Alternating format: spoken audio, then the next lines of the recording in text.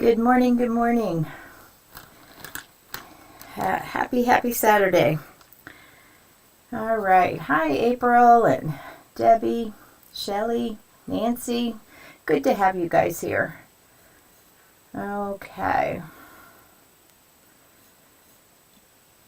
Well, we've got people from a little bit across the nation. Connecticut, Grants Pass, Ohio, Tennessee, and somebody says Burr there. I know you guys are freezing back there, and for us we have a little bit of cool weather, but not what you guys are having. All right. Today we're going to finish up our mini moons, explaining how we get the blocks in here, how we sew those circles. We're going to talk a little bit about putting the sides, top and bottom, and the corners on, because each of them are tackled a little bit differently. So we're going to work our way a little bit through that for today's lesson. So I'm seeing there's a few more people coming on. Good to see all of you guys. So appreciate the fact that you give up a part of your day to be here with us. It's wonderful. Thank you. So let me drop down to the table and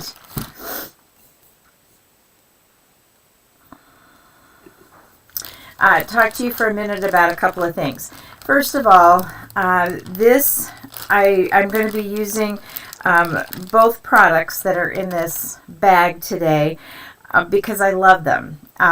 And it's, other than, getting the kit, I'm not getting much of anything for this, but I just love the product. I truly love this fabric treatment and the glue. And this pen is going to show you just how easy it is to use that when we need to make circles, press something, quickly, get tough corners and where many seams come together. This fabric treatment works great. So if you do not have this kit would be a great way to start to learn about these products. So I would highly recommend them, and you'll see me using them today. All right. Now, last week we talked a little bit about the two different ways to do these half square triangles.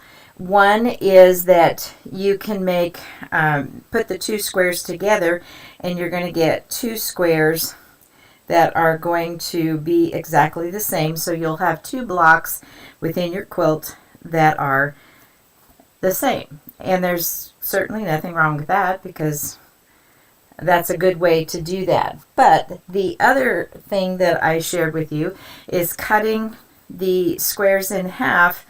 And this way, you can have the center be this, same fabrics or whatever, or different fabrics, and you can line them up. And even though you're using, two of the same fabric, they're completely two different blocks that you're using them in. So, anyway, just wanted to kind of go through that just a little bit, repeat, if you will. And then let's get busy with what's going on here. And I'm not sure, I think I'll do the lighter one. We might be able to see that a little bit better when we do the sewing on that. The other thing that I asked was that you make your template and cut that circle out.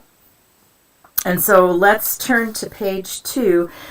Throughout this, I'm going to draw your attention back to the pattern. I've written all over mine. So the first thing that we have to do is put that aside, and we're going to work with our larger square, is to get the center of this cut out. So I've got my template. It's on my square. Let me move some of these papers for a minute, because I'm going to press this in. And so I'm really making sure that I have it lined up well, because the better you line it up to begin with, the less trouble you have later. Which isn't that true anyway. Alright, so I'm going to press all of that down.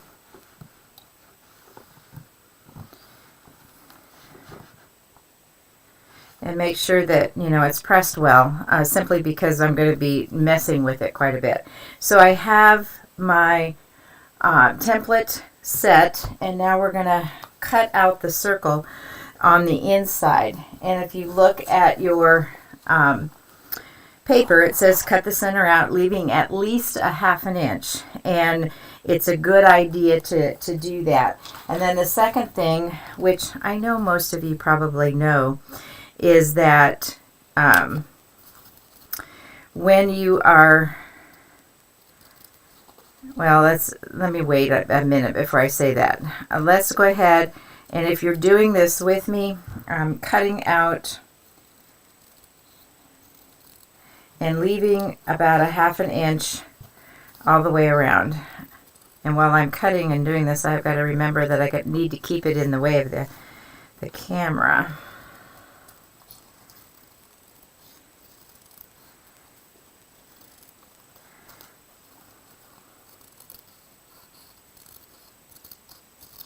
Alright, so I've cut out that center, and now I want to, you know, snip into it so that we can fold these back.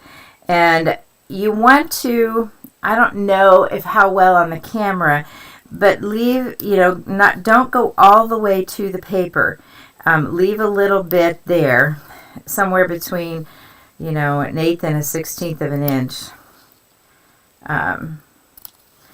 But I'm going, and you probably don't have to do as many as I am. I don't know why. Because it probably doesn't need to be quite this close, but I like it when I get to the sewing part, so. But we're all different. But again, just here, try not to go all the way to the paper. You'll because when you're sewing the circle, if you've gone all the way to the paper where it's being folded back, you're going to have a break in you're going to have a hole, is basically the bottom line. So,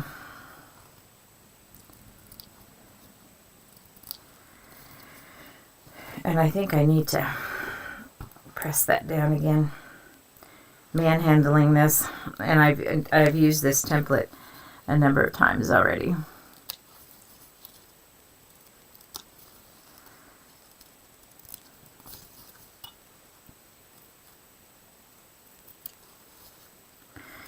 All right. So now, what's coming into play is that we're going to take our pen that has been filled with the Easy Press. I have filled it with the Easy Press liquid and the ironing, which it irons really nicely. And then we're going to go around and simply, I'm, going to just, normally I have always done this with the gold cap starch, because it holds for a long period of time and it just works really well. But on something like this, I'm not going to want this to lay around like I have in the past with other things. I'm gonna do it and get it done right now, and so it's not going to, lay in a stack waiting for me to get back to it at some later date, which the gold cap starch is wonderful for that, because I have let that stuff sit around for a long time and it still is holding well. So I just kind of go around initially and push everything back, because when I put the iron to it, it just makes it a little bit easier. This is not a necessary part of it.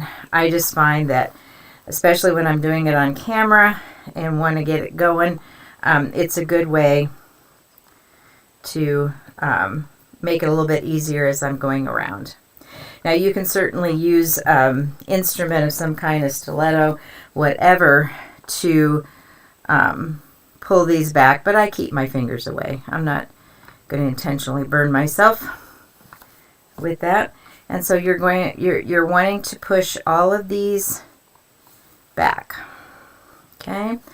And you want the iron to stay long enough so that the liquid that you put on there, that pressing solution, will dry. Because you definitely want that dry for this to work the way we want it to. And so I once I get them turned over into my circle, I give it a good press, both sides, and I put it on the wrong side. Look at that. Well, that wasn't good. It was supposed to go on the back side. So, how am I going to do that? Well, I am going to take that off. You know, I knew I was going to screw up something. This goes on the back side. All right. So, for those that might have needed to see that twice, you are going to.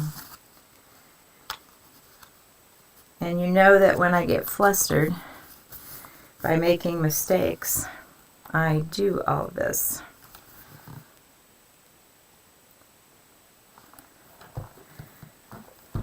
So again, you know, these, you can use these templates multiple times, and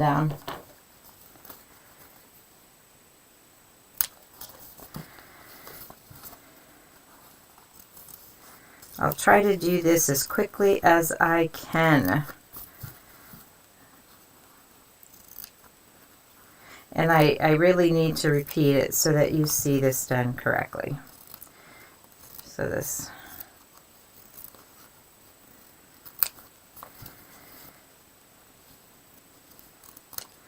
You know, I do this little mantra in my head before I start. I'm not going to make a mistake today. I'm not going to make a mistake today. And I think that's my problem. I make mistakes when I do that. But again, you know, you want to get close, but not all the way to the template.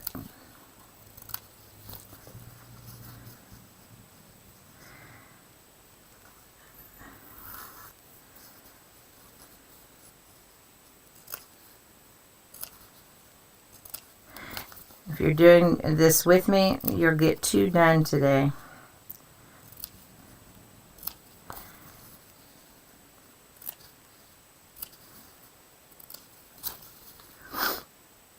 And I'm sure that there are many of you out there that have done all this before. All right. Hopefully that wasn't too terrible. All right, again, I'm wetting the fabric all the way around with my pen.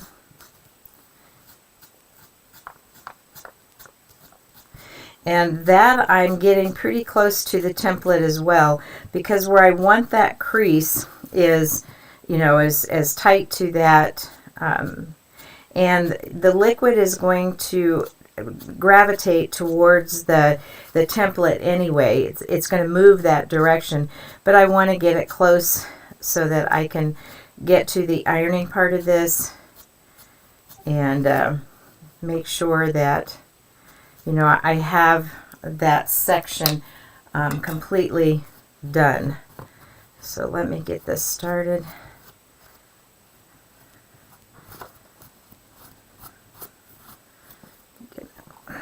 All right.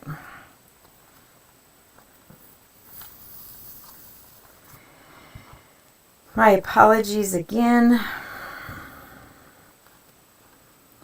But you know, there's no editing on live classes. You just make the mistakes and move on.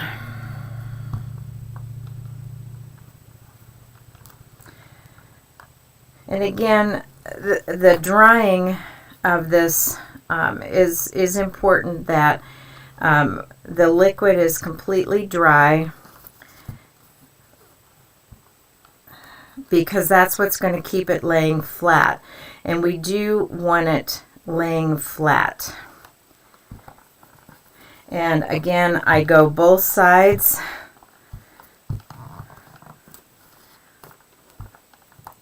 And all right, then the next thing we're going to do, in her pattern, she uses Elmer's glue. You can use whatever glue that you want to, that washes out and is temporary. And now what I'm doing is I'm putting a dot of glue on each one of these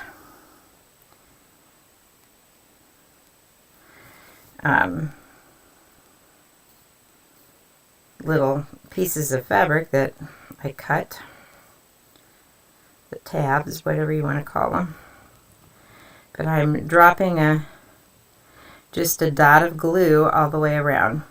Alright, so once I have that done, then I want to get my inside piece,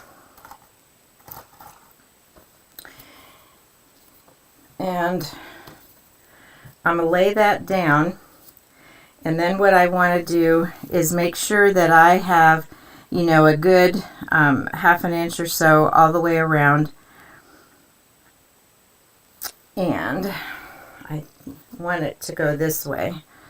I want the darker and lighter opposite of each other. Then I'm going to lay it down onto this, making sure that I have,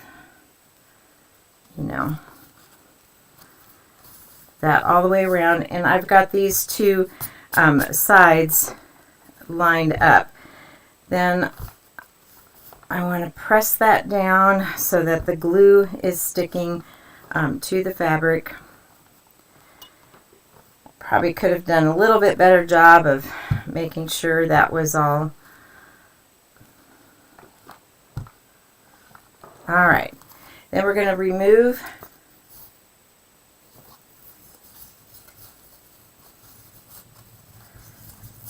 the template.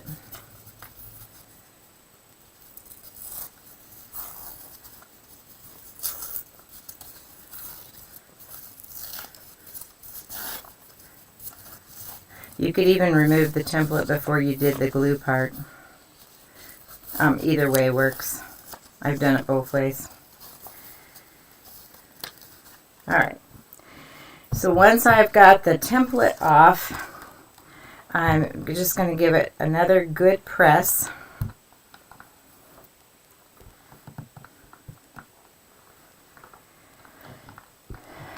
And you want to make sure that each of those tabs are stuck to the back of that paper.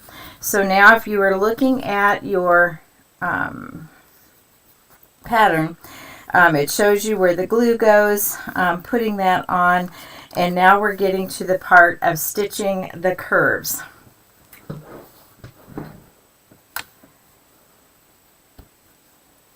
Alright, let's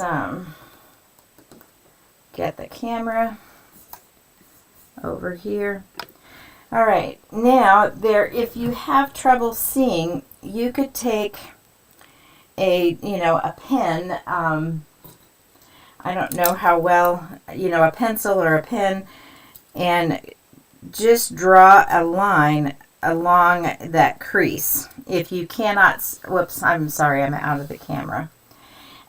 You can draw a line, in that crease all the way around, and that way you would see it.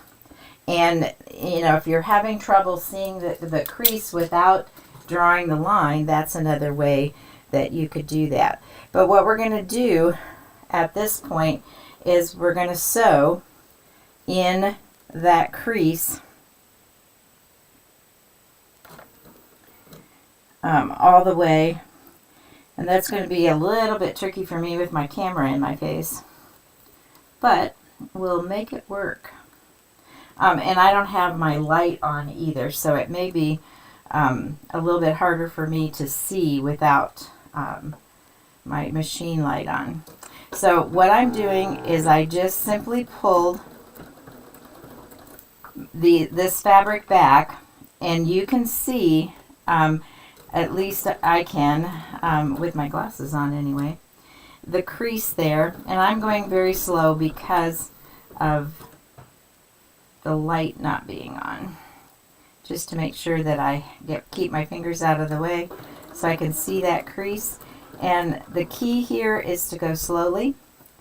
What I like about this is that I'm not dealing with a ton of glue when I'm done. When I get this sewed on, I'm done. I don't have to try to release, glue and paper and all that kind of stuff because it's unnecessary.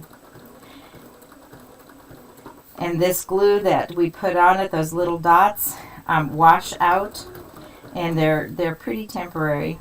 And so you don't have, and it does not glob up the needle because, well, you're nowhere near the glue with this one. So it's just going slowly.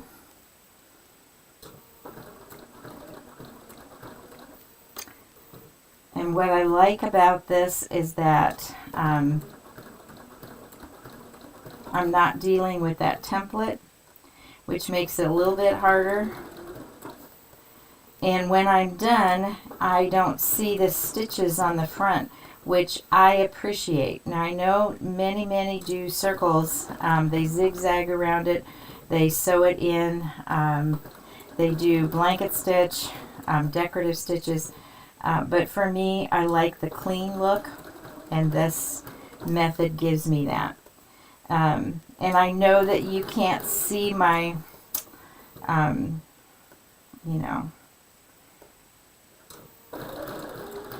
where I'm sewing, but you get the idea of just how, easy it is. And the first one goes pretty slow, but once you get past that first one, each time you do this is a little bit quicker, a little bit faster, a little bit easier. And it's not hard to begin with. Maybe a little tedious.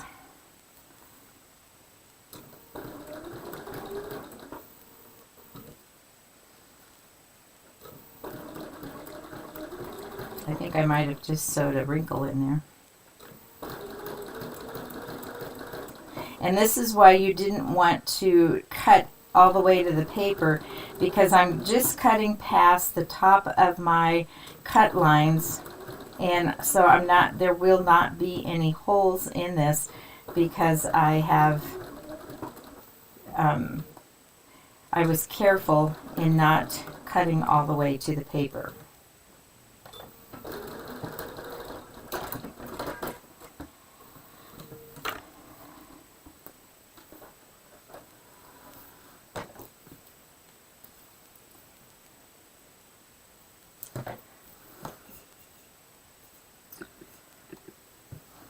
All right, so now it's a matter of simply pressing it. And this is where I find I have put some of that pressing liquid into one of these mist bottles. And it just, you don't want to pull on the fabric because that stretches everything out. And you really kind of don't want that, or at least I don't. And I'm just going to give it a nice good press, both sides. All right, and there you have it, your moon block. And let me see if there's any questions.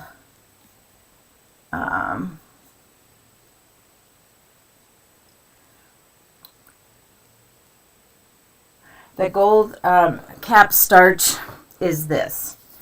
It's faultless premium starch, and it has a golden cap.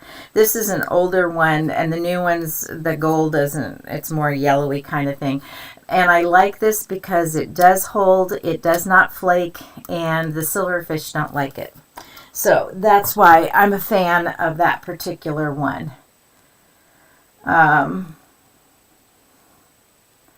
And, you know, whoever said that they like the easy press stuff, and they love it. I do too. Should the freezer paper be ironed to the back of the half square triangle instead of the front? Well, yes, of course. And that's what I learned when I made the mistake. And Kristen has mentioned that there is some kits left. So if you're interested in one of those kits, they are available. So then you can take this and make sure that it's at 5.5 inches. And if it needs a little bit of trimming, this one needs just a tiny bit, probably 1/8 of an inch all the way across. As I'm looking at this, I'll put it over here so it makes more sense, because it's at about 5 3/4, and they need to finish at 5.5. So I'll do a little bit of trimming on this, as I did with all the other blocks, as I put them together. All right. If you have any other questions, let me know. Let's go back to our pattern so that we know what to do beyond this. So we've stitched the curves, and now we're going to work at creating the side blocks. And I want to share with you that the top 2 blocks are with the full background fabric, if you'll take a look at that. And the side blocks are going to meet up with the other blocks as they run across. So you're cutting them differently so that you get that through the center. So these are a full half circle. These are quarter circles. And then the corners are going to be smaller.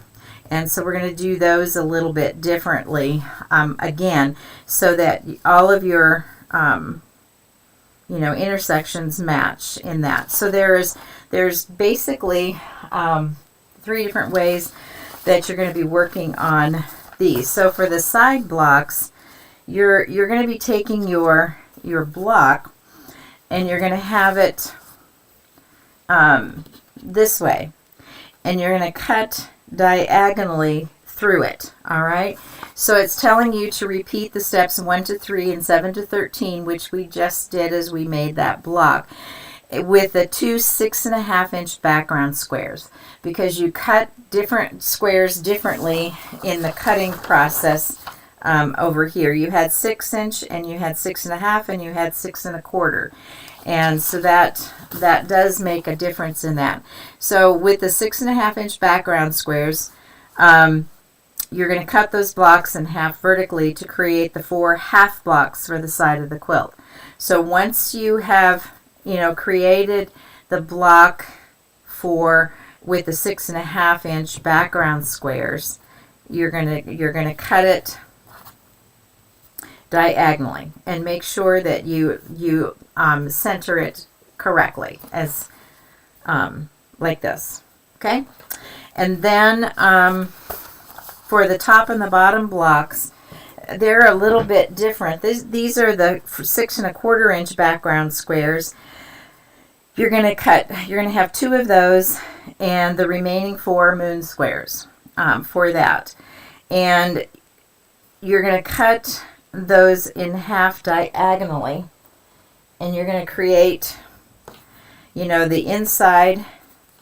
So, this is 2 different fabrics, but you can see what I've done here. So you've got the 2, and you've cut them apart diagonally to create, the top and the bottom blocks, and the corner blocks. So you're going to be doing corner blocks and top and bottom from those diagonal cuts that you have, for your backgrounds and for your moons. All right, and so you're going to take and you're going to cut one of the freezer paper templates in half diagonally, which I have done.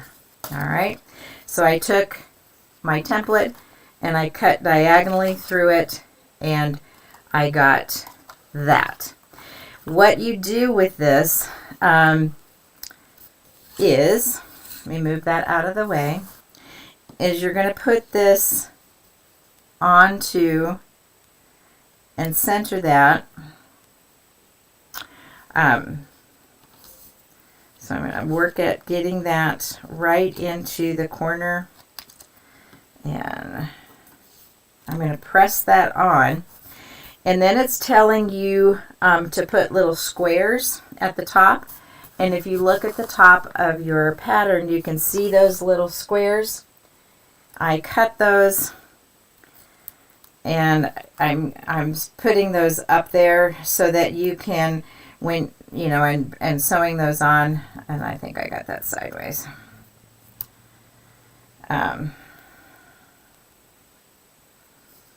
So you're going to cut those little squares in there, iron those in, and the reason that you're doing that is so that you, when you put the pieces underneath of it, you're going to get the circle, you know, the full circle, which you don't get if you don't put that there. So that is for the top and bottom blocks. And so once you cut out that center, so that, you know, glue the tabs over all the way around, just like we did on this block. You're going to then glue, put your glue on and put your piece on top of that glued part. And the same way we did it, you're only doing it in halves that way. So then we're going to do the corner blocks. All right. So you're going to cut two of the backgrounds, which background squares, and these aren't background squares, but these are the two 5-inch background squares that you're working on with the corner blocks. Wait a second, I might have had one here. Yeah, here we go. Let me press that down. It's got a little bit. And now you're going to cut one of your freezer paper templates into quarters. So I cut it in half, and then I cut it in half again. So I have a quarter unit, and I, you know, got the center.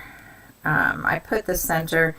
It just helped me center it a little bit better as I was putting this in. So if you look at the picture, you're putting this in like this and putting that right on that center. I don't know why it's not wanting to move on me. And then again, you press your little squares. Let me get this mostly in the camera. And so you're going to press those little squares in again, and you're going to do exactly the same thing. Press those down, cut it out, press those tabs back, and glue them on with...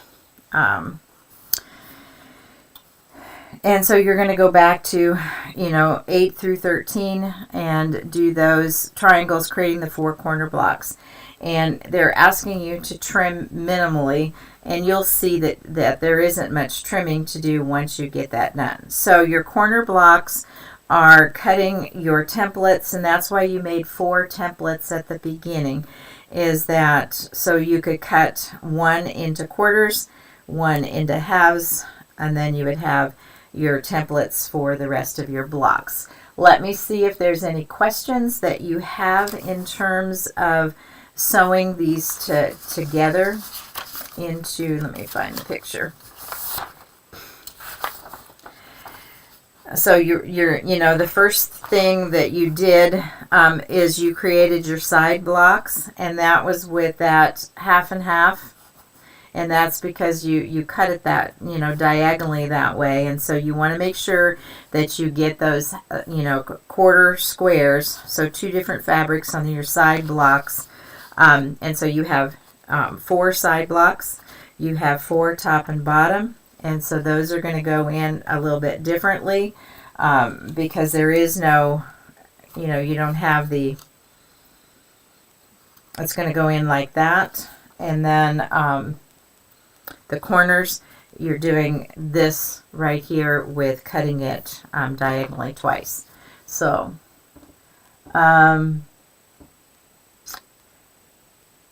let's see if there's any.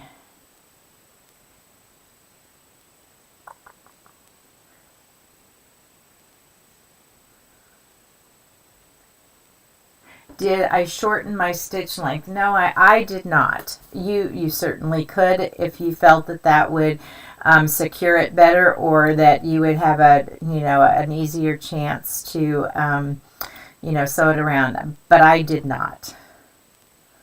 All right.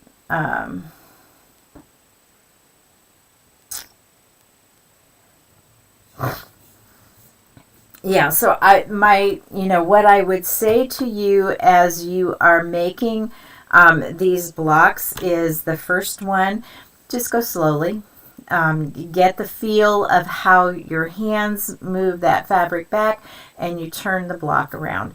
And once you've done that, the second one does go quicker, and by the third or fourth one, it was like sewing a regular seam for me. And I know that we're all different. For me, it's reading and understanding the pattern and getting it all in my head, because I am a visual learner, and so that takes a minute. And if my mistake today helped you not to make it, perfect. That's great on that. And so once I get it down, then it goes pretty quickly. And for those of you who read a pattern and can see it all right away, love you, because that's not always the case for me in that. So I hope you have really enjoyed this, and please, I would love to see your quilts done. So please send them to the forum or send them to me. My email address is right there on the screen, and I will put them up so that everybody can see your finished product here on the show, because I just certainly love to see what you've done. Even if you just make a block, I would love to see that as well, to try it out. But I think this is going to make it for a beautiful quilt. Now, next week, I said that I was going to work at taking all the blocks from the Rainbow book that we did before this Mini Moons blocks, and take all my orphan blocks that I had made for the show and put them together in a sampler. I have done that, and I have put it together. And so next week I want to talk about using orphan blocks to create samplers, or how to put odd sized blocks together. And so that will be the show next week, seeing the finished top of that, and just talking about putting samplers and orphan blocks together, and some of the math that may or may not go with that. So if there are no other comments or questions, I don't see any. So next week, and blessings, and stay warm for all of you that are in cold parts of